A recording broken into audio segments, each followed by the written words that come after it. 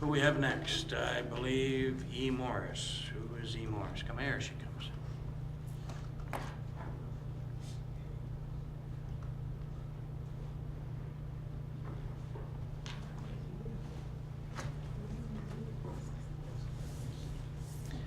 Thank you. Thank you for coming. It looks like you've asked for 5 minutes as well, too, I guess. Okay, and right, so- I hope not to go over that. We have some Really, flexibility. I think a lot of what I wanted to say has already been said already in different terms. I moved to Hamilton about 7 years ago, and I was captivated and more than concerned when I read about Code Red. I live in Ward 3, and so I'm right sort of on the border of some of the worst or most deprived neighborhoods in our city. And I was looking for a way to get involved and went to hear a lecture, or actually a panel last year around this time, end of May, where Paul Beatty spoke. He's the principal, I'm sure you all know.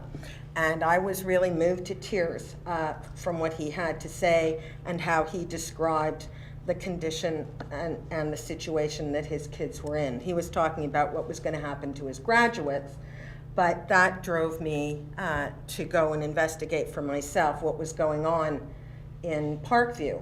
And I was extremely impressed, as Nancy so articulately said about, and also the father, Mr. Barnes, I believe, said about how these kids are flourishing in this unique and cloistered environment. And I know that you are of the belief that these kids need to be integrated and that it would be good for them. And I do sort of understand that logic.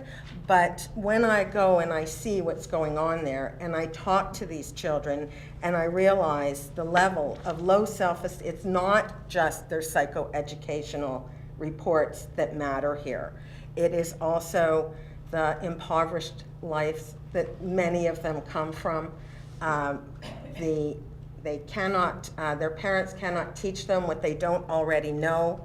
And so not only do they struggle because of their psychoeducational profiles, but they struggle because many of them have no other place where they can derive security than at school. And they are finding themselves here, and if you put them into a bigger school, even if you give them their own wing, that will not serve them well. They are too vulnerable yet at the age that they are at to be integrated into the larger school. Yes, they need to learn how to function in this world, but they need time to develop. Their maturity levels are not there yet.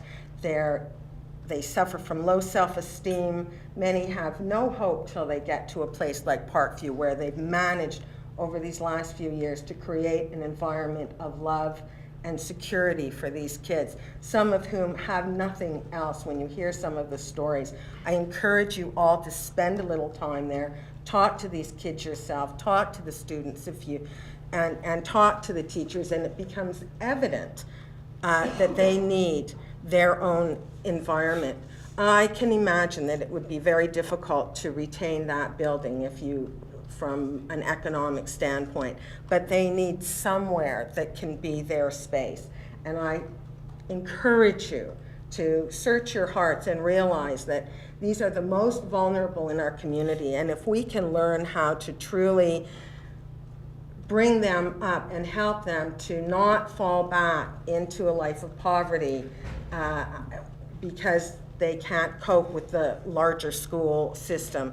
This gives some hope, some opportunity for them to break the pattern of poverty, to rise above the world that they've grown up, but they need that small, intimate community that's theirs, and as Nancy said, is theirs, and they feel the clubs are theirs, they feel they're among their peers, they're with their equals, and they aren't immediately frustrated and confused and immobilized, as many of them will be if you move them into the larger school setting. So really, that's what I wanted to say. I have a 22-year-old son who was a special needs kid, and with all the effort we put in, he still dropped out of school in grade 10, but because he has a loving environment, surrounded by family and friends, he has the ability and is now out, thank goodness, working. But what these kids do not have is they're special needs kids without in many cases, any community support. And I encourage you to give them the opportunity to have their own space. Excellent.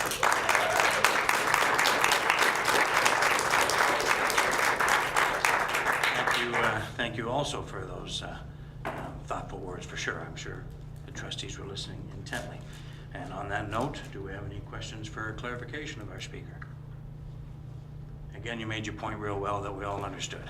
So thank you again. I appreciate you coming out and having your say tonight and bringing some important thoughts. I need somebody to move receipt. Thank you, Trustee Orban. I need a seconder. Trustee White, I see. All right, so all in favor of receipt of the presentation? That appears also to be unanimous. Thank you very much.